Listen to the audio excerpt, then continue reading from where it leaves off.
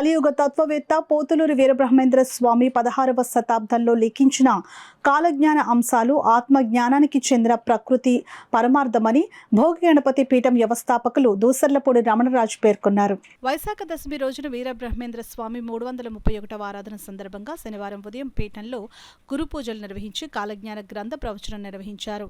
ధర్మాచరణే భక్తి తత్వమని జగద్గురు శంకరాచార్య వలె వీరబ్రహ్మేంద్ర స్వామి అభ్యుదయ సంస్కరణతో జగద్విఖ్యాతి పొందారని పీఠం ఉపాసకులు దూసర్లపూడి రమణరాజు పేర్కొన్నారు. బ్రహ్మంగారి ఆరాధనతో బ్రహ్మ విష్ణు మహేశ్వర త్రినాద వ్రత ఫలితం లభిస్తుందని అన్నారు.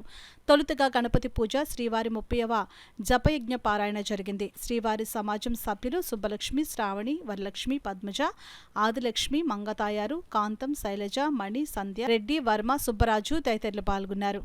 శ్రీ పోతులూరి వీరబ్రహ్మేంద్ర స్వామివారు ప్రకృతాంబ గర్భాన్ని జన్మించారు. వీరపాంబమాంబ దగ్గర పెరిగారు, అంటే కృష్ణుడు యశోద దగ్గర పెరిగినట్టుగా. అట్లాగే గరివిరెడ్డి అచ్చమాంబ గారు ఇంటి దగ్గర గోవుల కాపరిగా పనిచేశారు. కృష్ణ పరమాత్ముడు కూడా అదే విధంగా గోవుల కాపరిగా చేశారు.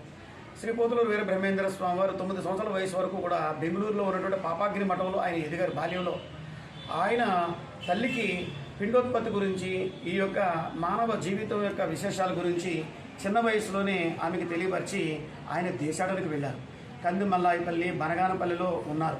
వారు గోవిందమామని వివాహం ఆడారు.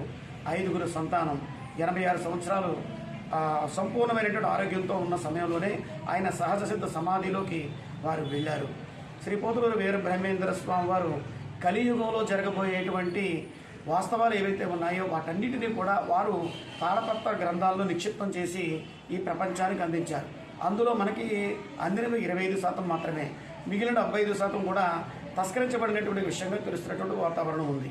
శ్రీ పోతులూరు వీరబ్రహ్మేంద్ర స్వామి వారు సాక్షాత్తు విష్ణు స్వరూపంగా జన్మించినటువంటి స్వామిగా అందరూ కూడా ఆరాధిస్తారు. అదేవిధంగా సిద్ధయ్య పరమేశ్వరుల యొక్క జన్మగా భావిస్తారు.